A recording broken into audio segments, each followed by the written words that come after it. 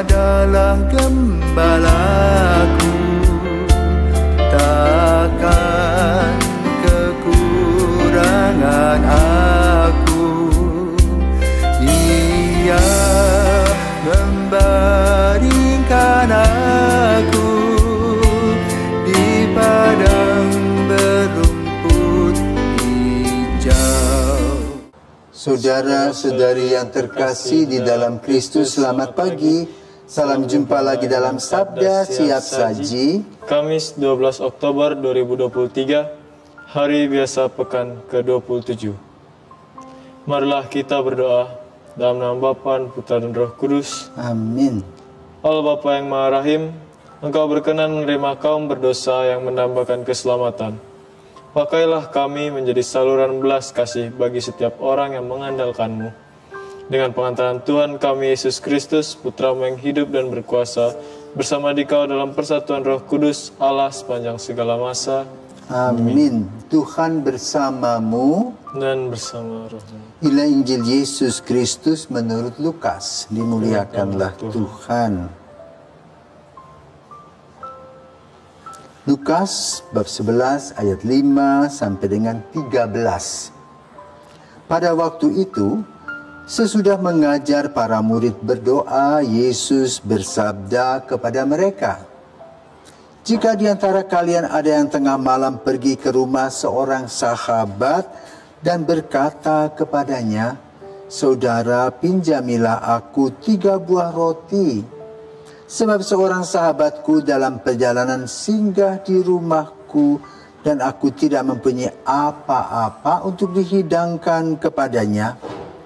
Masakah ia yang di dalam rumah itu akan menjawab, 'Jangan mengganggu aku. Pintu sudah tertutup dan aku serta anak-anakku sudah tidur. Aku tidak dapat bangun dan memberikannya kepadamu.' Aku berkata kepadamu, sekalipun dia tidak mau bangun dan tidak mau memberikan sesuatu, meskipun ia itu sahabatnya, namun karena sikap sahabatnya yang tidak malu-malu itu, pasti ia akan bangun dan memberikan apa yang dia perlukan. Oleh karena itu aku berkata kepadamu, mintalah, maka kamu akan diberi. Carilah, maka kamu akan mendapat. Ketuklah, maka pintu akan dibukakan bagimu. Karena setiap orang yang meminta akan menerima. Setiap orang yang mencari akan mendapat. Dan setiap orang yang mengetuk akan dibukakan pintu. Bapa manakah di antara kalian yang memberi anaknya sebuah batu kalau anak itu minta roti? Atau seekor ular kalau anaknya minta ikan? Atau kalajengking kalau yang diminta telur? Jika kalian yang jahat tahu memberikan yang baik kepada anakmu, betapa pula Bapamu yang di surga, Ia akan memberikan Roh Kudus kepada siapapun yang meminta kepadanya." Demikianlah sabda Tuhan. Terpujilah Kristus. Selamat pagi Romo. Selamat pagi Adi. Pada kesempatan kali ini saya mempunyai satu pertanyaan Romo. Jadi begini, persoalan meminta kepada Tuhan. Kenapa Tuhan itu jika diminta, bagi kita mungkin itu kondisinya kita sangat membutuhkan. Namun kenapa seringkali kita merasa tidak terpenuhi gitu Romo. Karena itu sangat membutuhkan. Ya, baik. Adi pernah kecil? Pernah. Pernah pergi sama mamamu ke pasar atau ke toko? Pernah. Lalu kamu pingin satu sumping kue, satu kue. Hah? Nah. Karena diberi kadang tidak toh? Ya. Kadang-kadang kamu pada saat kamu batuk, kamu minta kerupuk. Mama mau beri enggak? Tidak. Tidak. Tapi ketika kamu minta sumping, minta kue, kasih. Nah kadang-kadang bajumu sobek. Ya. Lalu besoknya bagaimana? Baju itu sudah dijahit, sudah diganti yang baru. Ya. Itu mama. Ya. Nah, dalam Injil pada hari ini, Yesus ingin membicarakan Injil dengan konteks Allah ini luar biasa. Kenapa? Allah itu sudah memberikan kepada kita hidup. Sebagian rohnya diberikan kepada kita. Maka kita berbeda dengan makhluk ciptaan lainnya. Kita berbadan, berjiwa, berroh. Ya? Kita punya akal budi. Maka lalu Allah yang menjadi pencipta kita dan kita dijadikan citranya tentu lebih daripada orang tua kita. Kalau kamu masih kecil jatuh lalu luka, apakah bapakmu bawa pukulan atau angkat anak itu kasih obat merah? Yang mana? Diangkat. Angkat, kasih obat merah. Ya, kadang-kadang kalau anak itu jatuh, ya, untuk mengelabui anak, apa yang orang tua buat? Dipukullah tanah itu. Ya, yang jahat ini ya, pak, pak, pak. Anak senang lalu tidak menangis lagi. Jadi orang tua juga mencari akal. Ya. Jadi kalau kita bicara soal sekarang permohonan, konteksnya permohonan. Ya, sebagaimana tadi, kalau kamu sedang batuk, mamamu tidak kasih kamu makan kerupuk. Ya, atau ciki, tidak boleh. Biarpun dia menangis. Ya. Anak kemudian ngerti, oh iya ya, karena aku batuk, aku tidak boleh makan ciki. Demikian pula permohonan kita. Ya. Jangan kita minta, sekarang aku pengen jadi orang kaya. Nggak bisa. Ya. Kerja dulu berapa yang kita dapat. Ya. Aku pengen terbang. Nggak punya sayap, nggak bisa.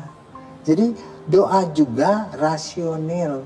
Ya. Karena itu kalau kita melihat kembali beberapa hari yang lalu, 2 hari lalu kita mendengarkan dalam Injil tentang Maria dan Marta. Ya. Kemarin kita mendengar tentang doa yang diajarkan Yesus, yaitu doa Bapa kami. Sekarang Yesus menceritakan tentang bagaimana doa dan karya yang penuh belas kasih ini dalam aplikasi, dalam praktek sehari-hari. Ya. Contohnya tadi, kalau ada tetanggamu kedatangan tamu tengah malam dan mereka kelaparan dan kamu tidak punya apa-apa, jangan kamu diam, tapi kamu usaha mencari ke tempat yang lain untuk membantu orang ini. Ya, inilah Tuhan Yesus mau supaya kita berbagi. Ya. Dengan pengalaman persahabatan itu saja, kita bisa menjaring bagaimana persahabatan itu melahirkan rasa empati, simpati. Ya, sehingga orang mau berbagi. Karena itu, Yesus mengatakan, mintalah, kamu akan mendapat. Ya. Nah, minta kepada siapa? Kepada Tuhan dengan menggunakan akal budi yang sehat. Ya. Tidak misalnya begini, Tuhan aku lapar, kasih makan dong, kasih.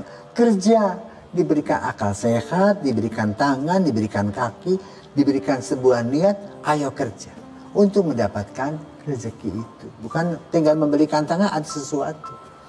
Ya, itu yang ingin diajarkan oleh Yesus. Jadi, seluruh talenta yang Tuhan berikan kepada kita itu, jangan kita kubur, tetapi kita tumbuh kembangkan sehingga melahirkan hal-hal positif. Dan hal-hal positif itu yang kita miliki, kita harus juga bagikan kepada orang lain. Kenapa? Talenta A dengan talenta si B berbeda. Nah, mereka yang mendapatkan lebih mempunyai kewajiban moral membantu orang yang berkekurangan. Ini hukum alam, hukum cinta kasih dan belas kasih. Ya, itulah yang diajarkan oleh Yesus pada hari ini. Maka mari kita belajar ya dari Tuhan Yesus sendiri yang memberikannya secara teoretis. Ya, kemarin secara teoretis dia katakan apa? Berdoalah Bapa kami yang ada di surga, dimuliakanlah namamu, datanglah kerajaanmu, jadilah kehendakmu. Ya, di atas bumi seperti di dalam surga. Jadi kita mempraktekkannya seperti di surga. Artinya apa? Dengan situasi damai, sejahtera, kita mengolah kehidupan dengan sukacita dan pikiran positif. Ya. Lalu kalau kita punya sesuatu, saling berbagi. Kalau kita punya kekurangan, kita saling mengampuni. Sebagaimana juga Tuhan memberikan pengampunan kepada kita karena Dia adalah Maha Rahim. Jadi pergulatan kita dalam kehidupan sehari-hari itu juga bisa mencerminkan berapa kadar iman kita. Kalau betul-betul kita merasakan dekat dengan Tuhan, maka ketika kita melihat kesulitan orang lain pun juga kita mempunyai sensitivitas untuk membantu. Nah, inilah yang dibanggakan oleh Yesus sebagai pengikut-pengikutnya. Cinta, belas kasih, dan adil. Ya, sehingga melahirkan damai sejahtera. Itu yang dipinginkan. Nah, kadang-kadang doamu tidak dikabulkan. Bukan tidak dikabulkan, itu doa yang tertunda. Ya, pada waktunya. Ya, contoh misalnya, Tuhan Yesus, sekarang aku anak remaja, aku jatuh cinta lo sama dia. Tolong dah, Tuhan tidak kasih. Kenapa tidak kasih? Kamu belum masih sekolah, belum bisa bekerja, masih mimpi. Tapi nanti suatu hari dewasa, kalau engkau tidak jadi pastor, ketemulah jodohmu. Ya, dimana kamu sebagai seorang laki-laki sudah mempersiapkan diri. Oh, aku harus mempersiapkan diri untuk hari esokku dalam sebuah rumah tangga. Ya, yang baik pada waktunya. Maka doamu nanti dikabulkan. Atau juga kamu sekarang berdoa, Tuhan Yesus, aku juga dipanggil di seminari. Aku ingin jadi pastor. Apa bisa langsung jadi pastor? Tidak bisa, proses. Ya, kalau kamu mau melanjutkan, kamu kira-kira 8 tahun lagi menjadi pastor. Ya, dengan segala macam goncangan-goncangan, tantangan-tantangan, tetapi juga kekuatan-kekuatan yang Tuhan berikan. Selamat pagi para pirsawan, semoga apa yang kami sharingkan pengalaman ini berguna bagi Anda sekalian. Selamat pagi, Tuhan memberkati kita pada hari ini. Amin. Selamat pagi.